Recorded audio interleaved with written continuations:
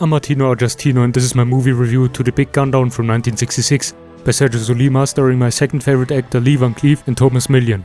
The veteran bounty hunter Jonathan Corbett, played by Lee Van Cleef, gets hired by the railroad tycoon Broxton to hunt down Cuchillo, played by Thomas Million, who has been accused of having raped and murdered a 12-year-old girl.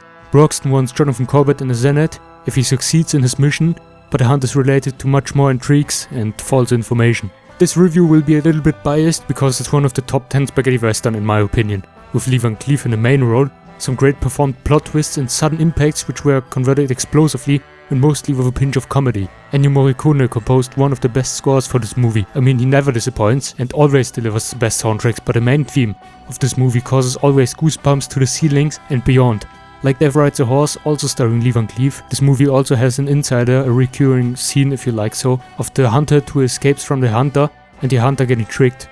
The judgment and delivery of conversations was new and hilarious at the time, plus it adds some self-parody elements with confidence and slapstick scenes.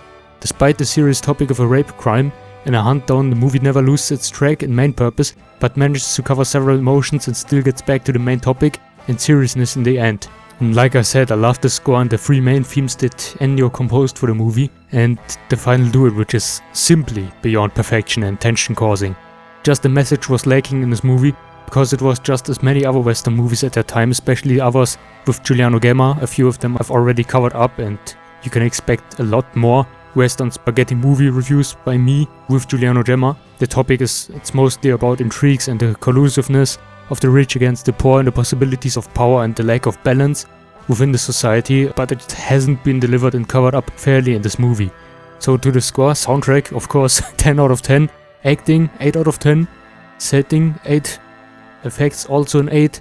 The suspense, it's a new criteria for my movie reviews from this movie on, and for the upcoming ones I've adding suspense as a criteria, so 9 out of 10. The story 8 out of 10, message 7 out of 10, so the final score 8.3 out of 10. I recommend you to buy and watch this movie, especially if you like spaghetti westerns or Lee Van Cleef or western with slapstick and comedy scenes. Have a great time, thanks for watching, goodbye.